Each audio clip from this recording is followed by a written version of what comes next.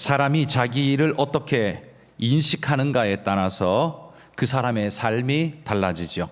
자신이 해야 할 일이 무엇인가를 깨닫는 사람은 삶이 흔들림이 없고 분명합니다. 우리는 그런 걸 가리켜서 사명감이라고 이렇게 부릅니다. 그가 해야 할 분명한 일, 그게 사명이죠. 하늘이 그에게 하라고 명령한 역할을 일컫습니다. 반면에 이런 사명으로 나를 불러내신 이가 있음을 인식하는 것, 그게 바로 우리가 소명이라고 말하죠. 소명의식이라 우리가 부르는데요, 하나님께서 나로 하여금 그 일을 감당하게 하시려고 나를 부르신 일, 이걸 소명이라 부릅니다. 그러므로 사명과 소명은 이어져 있습니다. 그리스도인인 우리는 사명과 소명에 대한 인식이 분명해야만 그리스도인, 참된 그리스도인이 될 수 있습니다. 사명과 소명감이 희미하기 때문에 우리 모습이 세상 사람들과 다를 바 없는 모습으로 희미하게 흐려지는 겁니다. 여러분, 인생이 소명감, 특별히 사명감이 없으면 어떻게 살겠습니까? 사명감이 없는 사람의 삶의 모습을 보면 살아남는 게 유일한 삶의 목표가 되는 그런 모습이죠. 그러니까 살기 위해 사는 겁니다. 자기의 삶의 목표가 없으면 누구든지 살기 위해 살아가는 존재가 될 수밖에 없는 거죠. 그러다 보니 세상 시류가 끄는 대로 끌려가고 뒤에서 누가 미는 대로 밀려가고, 왜? 방향성이 없으니까요. 그러나 사명감이 있는 사람은 삶이 달라집니다. 가야 할 길이 분명하기 때문에 시류가 어떠하든 누가 나를 떠밀든 내가 가야 할 길이 분명하기 때문에 자기 길을 찾아가는 그런 사람, 역동적인 사람이 바로 사명감이죠. 여러분, 사명과 소명은 목회자나 선교사에게만 주어지는 것은 아닙니다. 하나님은 당신의 계획과 뜻을 온 세상에 널리 전파하기 위해서 우리 모두를 부르셨습니다. 그들 중 특별히 목회로 부른 이들을 우리는 목사라 부르고, 그들 중에 특별히 해외에 나가서 복음을 전파하기 위해 땅끝까지 나아간 사람들을 우리는 선교사라 이렇게 부릅니다. 그러면 오늘 여기 우리가 서 있는 오늘 여기 이 자리는 하나님이 누구에게 맡기셨을까요? 그게 바로 모든 그리스도인에게 맡긴 사명입니다. 목회자도 아니고 선교사도 아니고 바로 우리 그리스도인들, 모든 그리스도인에게 맡긴 사명의 자리가 어디냐 하면 오늘 여기라는 말이죠. 그러므로 저는 모든 그리스도인에게 이렇게 도전합니다. 그리스도인이라 함은 하나님께서 오늘 여기를 맡기사 하나님 뜻을 전하고 선포하도록 명령받은 사람들, 그래서 그들의 삶 자체가 하나님의 선포가 되어져야 하는 사람들, 그래서 먹고 살기 위해 사는 사람이 아닌 그 삶 속에 부하든 가난하든 힘이 있든 없든 상관없이 삶 자체가 하나님의 메시지가 되는 사람들, 여러분, 그게 바로 그리스도인이라는 걸 우리가 잊지 말기를 바랍니다. 그래서 그리스도인은요, 숨 쉬는 것 자체가 사명입니다. 살아있는 것 자체가 사명이라는 말입니다. 사명 없는 자 없습니다. 그리스도인이라는 이름 속에는 이미 그 자체 속에 사명이 깊숙하게 자리 잡고 있다는 말이에요. 자, 우리가 읽은 오늘 본문은 바울의 사명과 소명을 보여주는 말씀입니다. 오늘 우리가 이 말씀을 묵상해야 하는 이유는 바울이 도대체 할 일이 뭐고 걔가 받은 숙제가 뭐야? 그걸 알기 위한 게 아닙니다. 바울처럼 우리도 부름받아서 해야 할 일과 그 의식이 무엇인가, 자기를 어떻게 의식하고 살아야 할 것인가에 대해서 깨달아 알자라는 말씀을 오늘 나누고 싶습니다. 그러면 먼저 우리 사도 바울은 자신의 사명을 어떻게 인식하고 있을까요? 하나님께서 그에게 어떤 일을 하라고 시켰다고 스스로 인정하고 있는가? 오늘 본문에 보면 그 이야기가 나옵니다. 바울은요, 오늘 본문에서 두 가지의 자기 사명, 목적성을 이야기합니다. 먼저 1절에 보시면 이러므로 그리스도 예수의 일로 너희 이방인을 위하여 갇힌 자 된 나 바울이 말하거니와, 이렇게 말합니다. 그러니까 여기 자신의 목적성이 나오죠. 뭘 위해서요? 이방인을 위해서. 내가 지금 하고 있는 이 모든 일은 이방인을 위해서 하고 있다라는 자기 목적성이 분명히 나옵니다. 이게 바울의 사명입니다. 바울은 하나님께서 자신에게 이방인을 위하여 일을 하라라고 명하셨다는 걸 인정하고 있는 사람이죠. 그래서 일생 동안 이 사명을 외면해 본 적이 없습니다. 그리고 그의 마지막 죽음도 로마에서 참수를 당해서 죽는데 그 이유도 바로 이방인의 구원을 위한 그것 때문에 마지막에도 죽죠. 그러니까 예수 그리스도를 다메섹 도상에서 만난 때부터 죽을 때까지 그의 인생은 오직 이방인을 위하여 이 모든 생명을 바치는 그 일, 투철한 사명의식으로 끝까지 살아간 존재였다는 겁니다. 근데 이게 끝이 아니에요. 7절에 한번 보십시오. 7절 우리 한번 같이 읽어볼까요? 이 복음을 위하여 그의 능력이 역사하시는 대로 내게 주신 하나님의 은혜의 선물을 따라 내가 일꾼이 되었노라. 내가 일꾼이 되었대요. 근데 뭘 위해서 일꾼이 되었다고 합니까? 7절 처음에 보면 이 복음을 위하여 일꾼 되었다고 합니다. 그러니까 바울은요, 이 복음을 위하여 내가 일꾼으로 부름받은 이게 바로 내 사명이다라고 자각하고 있는 거죠. 이게 바로 그의 또 다른 목적성입니다. 이게 또한 바울의 사명이란 말이에요. 바울은 하나님께서 자신에게 일을 시키시되 복음을 위하여 할 일을 명령하셨다고 인식하고 있습니다. 이게 그의 사명 인식이에요. 첫 번째는 뭐였습니까? 이방인을 위하여. 두 번째는 복음을 위하여. 이 두 가지 사명을 그는 가지고 있다는 거죠. 하나는 이방인, 하나는 복음. 그런데 이게 두 개냐? 사실 두 개가 아닙니다. 하나예요. 어떻게 하나냐? 크게 보면 이게 복음을 위하는데 이게 진정한 목적이고요. 그에 주어진 실체적인 방향성, 사역의 방향성은 이방인을 위하여, 이방인을 향해서 가는 게 사도 바울의 방향성이라는 겁니다. 그러니까 그는 사명감에 목적성과 방향성을 함께 가지고 있는 걸 볼 수 있죠. 이 목적을 가지고 어느 방향으로 나아가야 할지가 그에게는 분명했다는 겁니다. 여러분, 이 방향성이 없으면 복음을 들고 어디로 가지? 라고 말하면 이거 들고 어디로 가지? 방향성 없는 사람은 어디로 갈까요? 이거 들고는 있는데 방향성이 없는 사람이 이거 들고 어디로 갈까요? 일단은 우리 밥 먹어야 되니까 밥 먹으러 가고, 밥 먹기 위해서는 돈이 필요하니까 야, 이거 어떻게 써야 될지 모르니까 일단 우리 자금이 좀 필요해. 돈 벌러 가고, 사람 만나러 가고, 뭐 하고, 이 들고만 있는데 방향성이 없으면 아무것도 못하는 사람이 될 수 있습니다. 그런데 바울은요, 선명했습니다. 복음과 목적성과 방향성이 그는 분명했다는 겁니다. 그래서 흔들리지 않았습니다. 그 어떤 어려움이 와도 요동하지 않았습니다. 하나님은 나에게 이 복음을 들고 이방인에게 가라 하셨다. 이게 바울이 자기 인식하는 사명 인식이었다는 거예요. 그러면 여러분, 모든 그리스도인이 사도 바울처럼 그러면 다 이방인에게 가야 합니까? 그건 아닙니다. 바울은 자기 사명 인식이 바로 복음을 위하여, 이방인을 위하여라고 인식하고 있습니다. 물론 이 이방인을 뭐로 보느냐에 따라서 이야기가 달라질 수 있습니다만, 유대인들이 인식하는 이방인, 그걸로 계산했을 때 오직 그것만을 위해서 우리가 존재하냐면 그건 아니라는 거예요. 그래서 사도 바울도 이렇게 말합니다. 자신의 목적, 자신의 사명은 복음을 위하여 그리고 이방인을 위하여, 이건데 베드로의 사명 인식에 대해서, 사명에 대해서는 바울이 또 이렇게 다르게 말해요. 갈라디아서 2장 8절 말씀 읽어봅시다. 읽습니다. 베드로에게 역사하사 그를 할례자의 사도로 삼으시니가 또한 내게 역사하사 나를 이방인의 사도로 삼으셨느니라. 지금 사도 바울은 목적은 똑같아요. 바울이나 베드로나 목적은 똑같습니다. 복음을 위하여 똑같죠. 그런데 하나님이 그들을 보내신 방향성이 서로 조금 다르다라고 말해요. 이건 이상한 것도 다른 것도 아니라 하나님의 명령, 그에게 주어진 너는 경상도로 가라, 너는 전라도로 가라, 관찰사를 왕이 파견할 때 그건 똑같은 거죠. 지역만 다를 뿐이죠. 바울과 베드로가 지금 그렇습니다. 바울에게는요, 복음을 위하여, 이게 중요한 핵심 목적이고, 이방인에게 가라, 이게 사명의 방향성이었습니다. 근데 베드로에게는 복음을 위하여, 이게 목적성이죠. 근데 너는 할례자에게 가라, 이게 방향성이었다는 말입니다.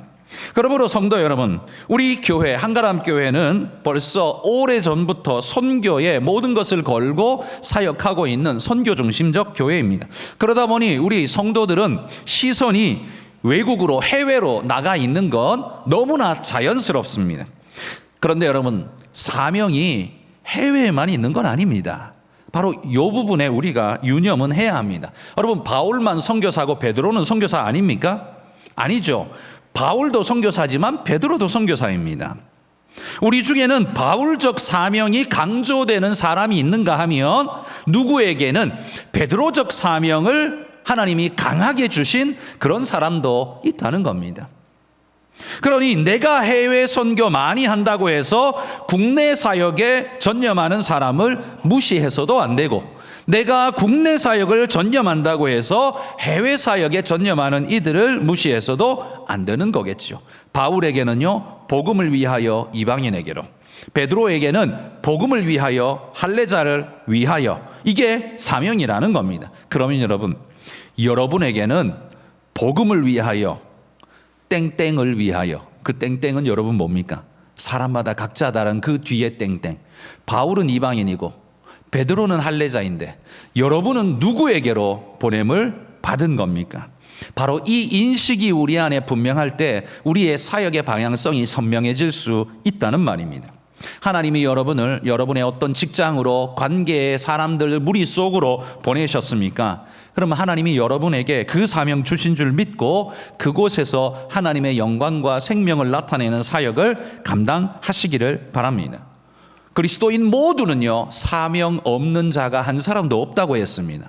단지 사명 없는 그리스도인은 없는데 사명을 인식하는 그리스도인과 사명을 인식하지 못하는 그리스도인으로 나뉠 뿐입니다. 자, 바울에게 우리가 사명에 대해서 살펴봤다면 두 번째, 바울에게는 소명도 있습니다. 소명, 부를 소자에다가 목숨 명자, 명령할 명자 이렇게 쓰죠. 바울은요, 자신의 사명이 두 가지를 위한다고 했습니다. 그러면 그의 소명은 어떻게 스스로를 인식하고 있을까요? 하나님이 나를 부르셨다는 이 인식, 오늘 본문에 보면 여러 구절에서 그의 흔적들이 나타납니다. 첫 번째, 우리 2절 한번 읽어봅시다. 2절 읽습니다. 너희를 위하여 내게 주신 하나님의 그 은혜의 경륜을 너희가 들었을 터이라. 하나님께서 이를 위해 나를 불렀다라고 사도 바울은 분명히 인식합니다. 하나님이 나를 불렀다. 이거 소명이라고 우리가 말하죠.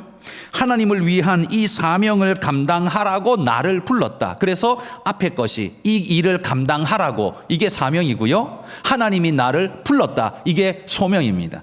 여러분, 내게 주어진 사명, 일만 있고 누가 불렀는지 없으면 이 일을 어떤 식으로 할까요? 자기식대로 합니다. 자기 원하는 대로 하고 자기 유익대로 합니다. 그런데 하나님이 나를 불렀다, 이 일을 하라고 하나님이 나를 불렀다면 이 일을 어떻게 해야 될까? 방향성이 선명하죠. 하나님을 위해 하는 걸로 분명합니다. 그래서 여러분, 사명의식도 우리에게 중요하지만 소명의식도 우리에게 굉장히 중요합니다. 제가 요즘 되게 한국 교회를 보며 걱정하는 것 중에 성도들에게 향해서도 있지만 목회자를 위해서 더 많이 있습니다. 특별히 젊은, 지금 신학 다니고 이제 갓 졸업한 목사, 전도사, 강도사, 목사들 참 걱정이 많습니다. 왜 많냐면 할 일은 압니다. 교회에서 사역하고 말씀을 전하는 것. 근데 소명의식이 있는가에 대해서는 굉장히 의구심이 갈 만한 사람들이 많습니다. 여러분, 앞에도 제가 말했지만 사명의식은 있는데 소명의식이 없으면 어떻게 해요? 자기식대로 한다니까요. 목적지가 자기가 돼요. 자기를 위해서 하게 돼요. 그럼 어떻습니까? 교회가 기업이 돼버립니다. 왜? 교회 일은 무조건 하나님을 위한다, 이게 아니에요. 목사가 자기 욕심대로, 자기 원하는 대로, 자기 마음대로 막 끌고 다니면 어떻게 해요? 그건 하나님의 교회가 되는 게 아니라 자기 교회가 돼버리는 상황이 되고, 그 하는 일은 자기 욕심을 채우는 일이 되어버린다면 여러분, 그건 제대로 된 사명자라고 할 수 있을까요? 그럴 수 없겠죠. 그래서 이게 무서운 겁니다. 신학생에게 사명감은 있는데 소명감이 없다면 끔찍한 일이죠. 제가 요즘 가장 두렵게 여기는 전도사들의 문제점, 사역을 안 합니다. 공부만 해요. 왜 그럴까요? 그들은 목회를, 설교하는 게 목회의 전부라고 생각하기 때문에 공부를 하고 강단에서 그냥 자기가 말로 이야기하고 떠들어야 되니까 내용만 쌓고 있는 그런 사람 아닐까요? 근데요, 여러분, 목회는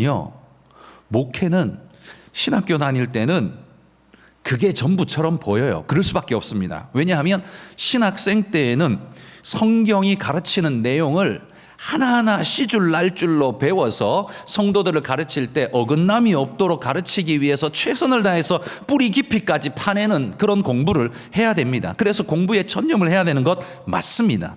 그런데 목회는 설교만 가지고 절대로 되는 일이 아닙니다.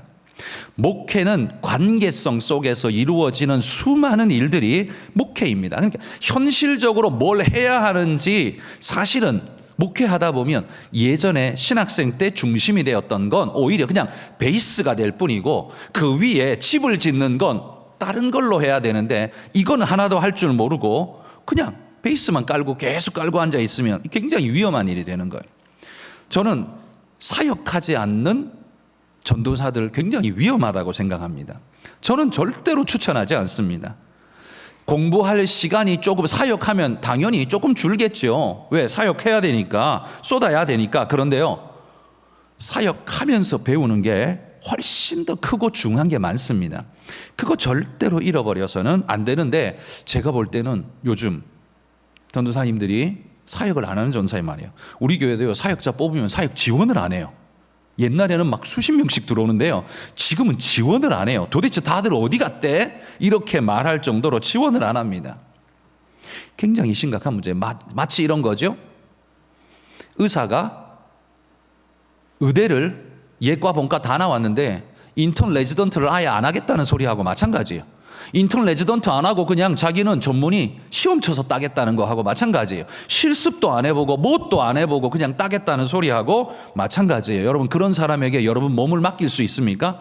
여러분 질병 고쳐달라고 수술해달라고 그런 사람에게 맡길 수 있습니까? 그럴 수 없어요. 그러니까 여러분, 사명의식이 분명하고 이것도 중요한데 누가 나를 부르셨는가에 대한, 그러니까 나는 목적이 될 수 없다는 게 이 소명의식 속에서 분명해야만 사명이 아름다울 수 있습니다. 안 그러면 사명이 변질될 수 있는 겁니다. 그래서 여러분, 그리스도인이 몸부림하면서 하나님 앞에 바르게 가기 위해선 이 두 가지가 철저해야 됩니다. 뭘 해야 될지 일만 아는 게 아니라 그 일의 근원과 부르심이 누구로 말미암았느냐, 근원이지만 또 목적이기도 하거든요. 이 두 가지를 다 알아야만 건강하고 바른 사역을 할 수 있게 되는 겁니다. 사도 바울은요, 이 두 가지가 너무나 선명했기 때문에 죽을 때까지 흔들림이 없는 가장 아름다운 모범적인 사역을 한 사람이 되었던 겁니다. 자, 3절에 우리가 본 것처럼 3절에 한번 보십시오. 3절에 보면 곧 계시로 내게 비밀을 알게 하신 것은 내가 먼저 간단히 기록함과 같으니, 그러면서 이를 위해 뭐예요? 하나님이 나를 부르시고 맡기신 이 일을 위해서 하나님이 내게 어떤 일을 하셨대요? 나로 하여금 계시로 비밀을 알게 하셨다라고 말합니다. 그러니까 내 실력에서부터 온 게 아니라 하나님이 계시로 열어 보이셔서 깨닫게 하셔서 나로 하여금 그걸 알게 하시고 하게 하셨다라는 사실을 그가 자각한 거죠. 하나님이 나를 부르셨고 내게 말씀하셨다라는 이 사역과 근원의 출처가 하나님이라는 걸 잊지 않고 분명히 새기고 있습니다.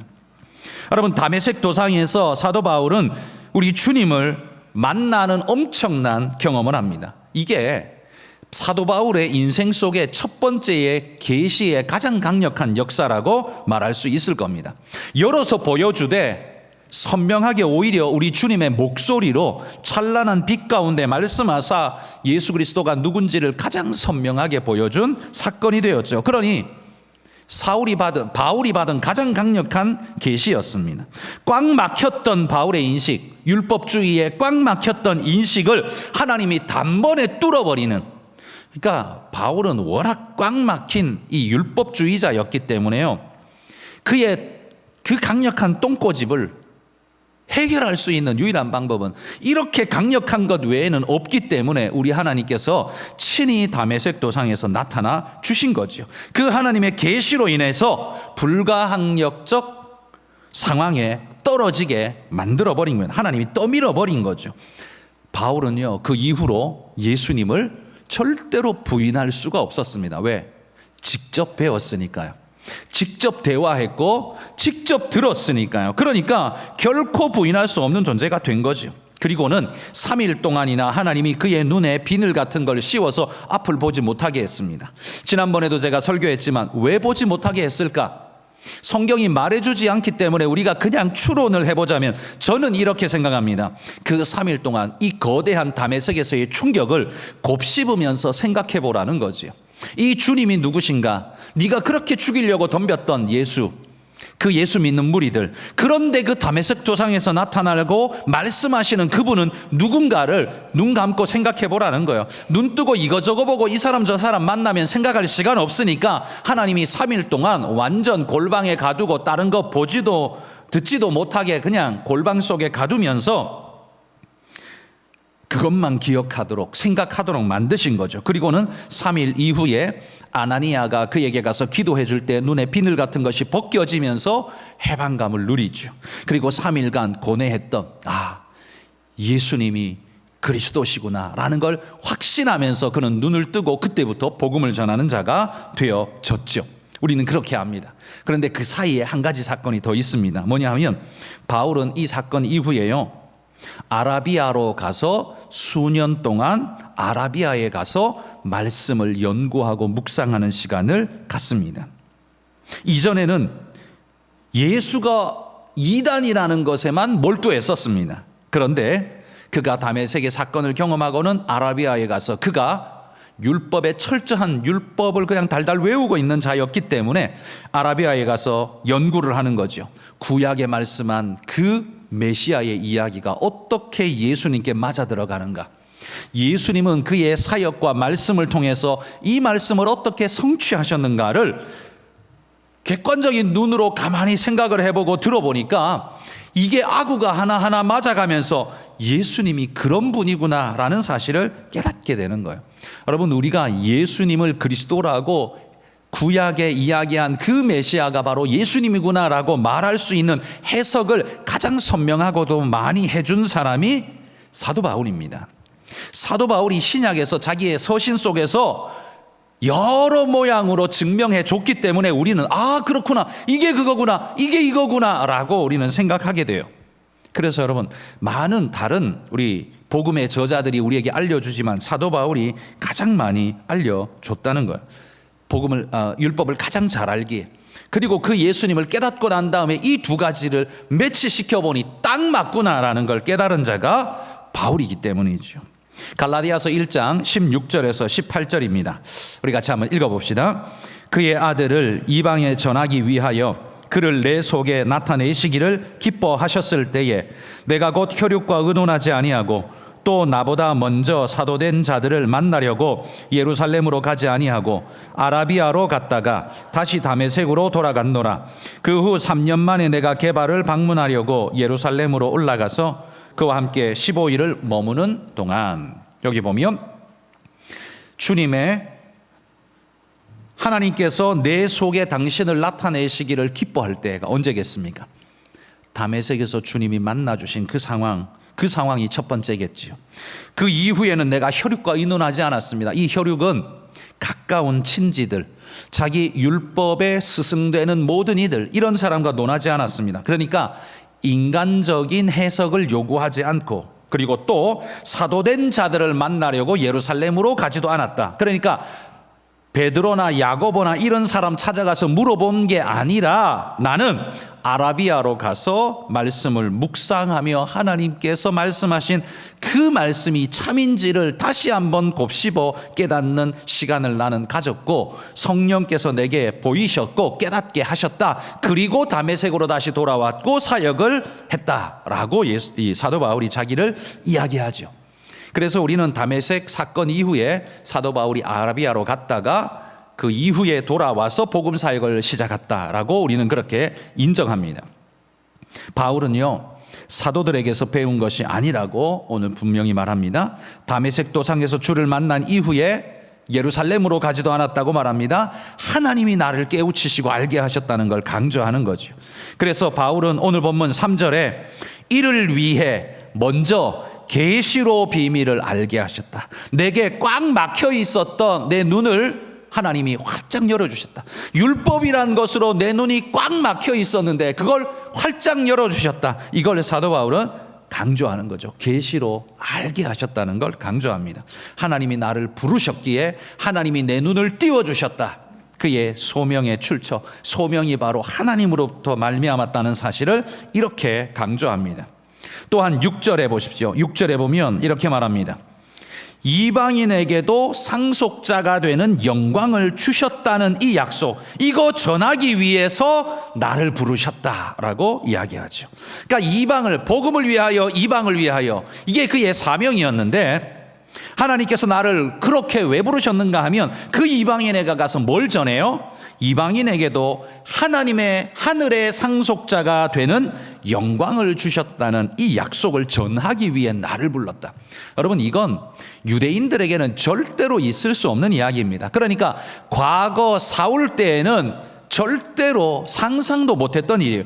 감히 이방인들이 지옥의 불쏘시개 주제에 그들에게 하나님의 하늘의 영광을 상속해 준다고? 말도 안 되는 소리. 이게 사울이었어요. 그런데 예수님을 깨닫고 복음을 깨닫고 난 다음에 그의 다친 눈이 뜨이고 난 다음에는요, 이방인에게도 상속자가 되는 영광을 주셨구나라는 걸 깨닫고 난 다음에는 이 일을 전해야 할 불타는 사명자가 누구냐? 하나님이 나를 부르셨다. 내가 가야 된다. 나밖에 없다. 이 말이 아니라 내가 가야 한다. 하나님이 내게 보이셨다면 내가 헌신해야 된다. 이런 의식을 가지고 있었다는 거죠. 이게 바로 하나님이 자기를 부르셨다는 소명의식이었습니다.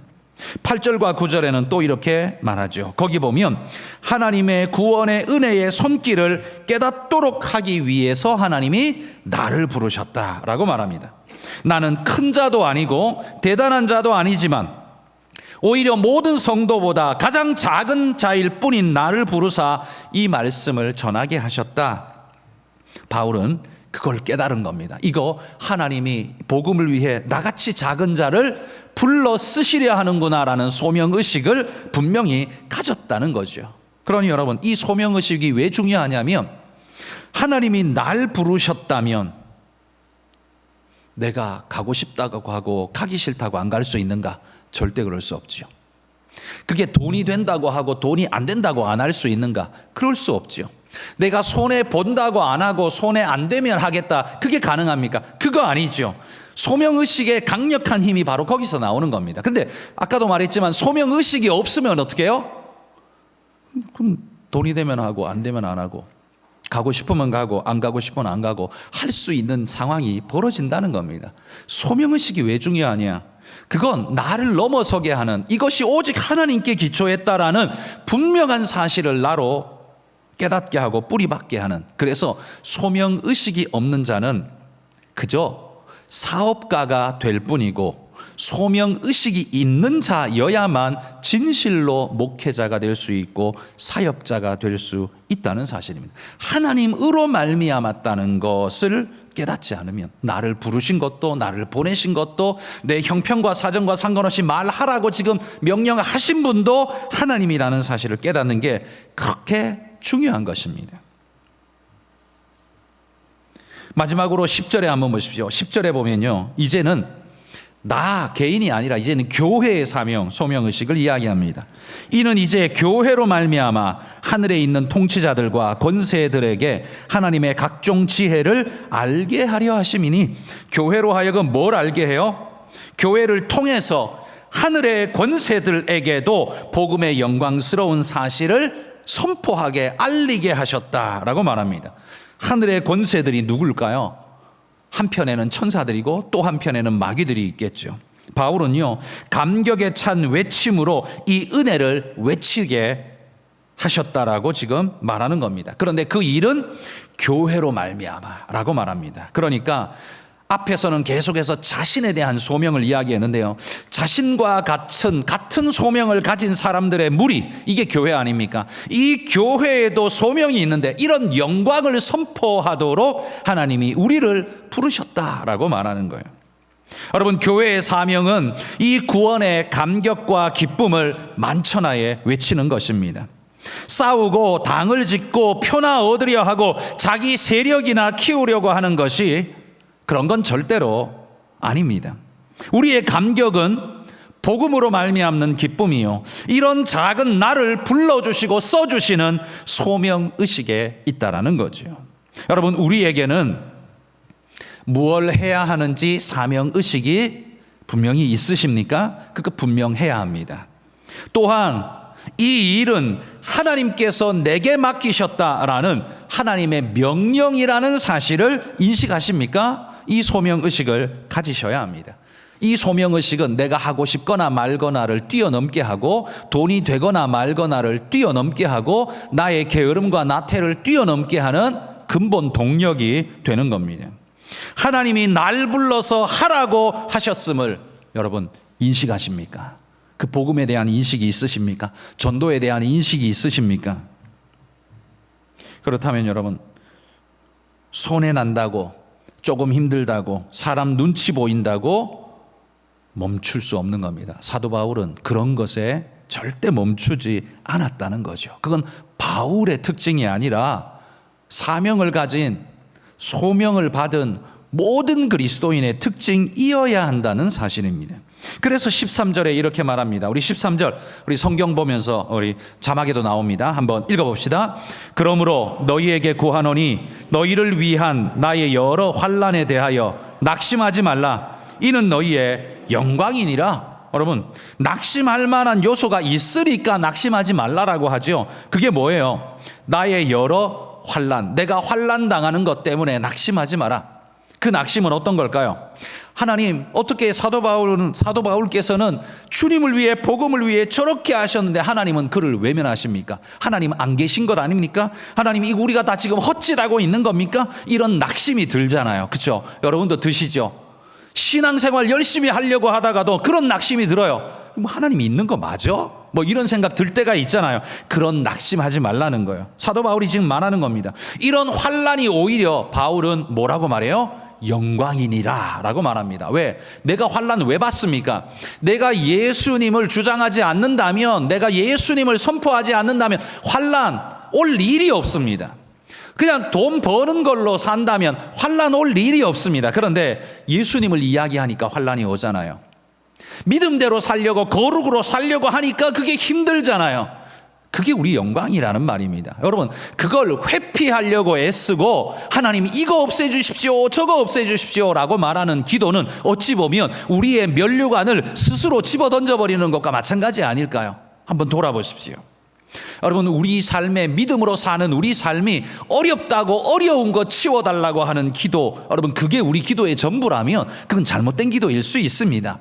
그 기도 하지 말라가 아닙니다. 어려운 건 하나님 지나가게 해주옵소서. 예수님도 했잖아요. 겟세마네 동산에서 예수님도 했잖아요. 그걸 잘못됐다고는 할 수 없습니다. 그러나 여러분, 기도하기 전에, 먼저 치워달라고 하기 전에 하나님, 내가 눈을 바르게 뜨고 이 사건을 바르게 해석할 수 있게 해주십시오라고 여러분 그렇게 기도하십시오. 이 어려움이 진짜 그냥 어려움일지 아니면 이게 내 영광일지 하나님 앞에 기도로 물어가십시오. 하나님, 그게 내 영광이라면 하나님 치우지 말아 주십시오. 힘들지만 치우지 말아 주십시오. 사라지지 않게 하나님, 내가 오히려 감당하겠습니다. 내가 완주하여서 하나님께 영광을 돌리고 내가 하나님의 칭찬받는 믿음의 일꾼으로 쓰임받기를 원합니다. 여러분, 어려움이 낙심만 된다면 그건 사명자가 아닙니다. 어려운 일은 낙심의 요소라고 결론 짓는다면 그건 결코 소명의식을 가지고 있는 사람이 아닙니다. 못 모르는 사람이 바로 그런 사람입니다. 못 모르니까 그렇게 사는 거예요. 그렇게 인식하는 거예요. 그러나 하나님의 사명이 내게 있고 그 일을 하라고 하나님이 나를 부르셨다는 소명의식이 있는 자는 내 삶의 환난이나 어려움이나 손해나 피곤이나 그런 것들에 대해서 인식이 세상과 다르다는 거예요. 세상과 다르다는 거예요. 여러분, 그냥 교회만 왔다리 갔다리 하지 말고 간절하게 선포하는 이 말씀을 많이 좀 우리 모두가 인식했으면 좋겠습니다. 그래서 오히려 사도 바울이 말하는 것처럼 나의 여러 환난에 대하여 낙심하지 마라. 그건 영광이다. 그건 내 영광이다. 걱정하지 마라. 나는 그것 때문에 낙심 안 해. 오히려 나는 너무 기뻐. 그게 내 영광이야. 여러분, 그런 마음이 여러분 안에도 있기를 소망합니다. 모든 그리스도인은 사명이 있고 하나님의 부르심, 소명이 있습니다. 없는 사람 없습니다. 단지 내가 외면하고 있을 뿐입니다. 여러분, 그래서 사명 인식자와 사명 불식자가 있을 뿐이지 사명 없는 그리스도인은 없습니다. 그러니 여러분에게 사명이 있다는 사실을 기억하고 그 사명을 찾아가고 그 사명을 따라가는 여러분 그런 믿음의 자들이 되시기를 주의 이름으로 축복합니다. 아멘.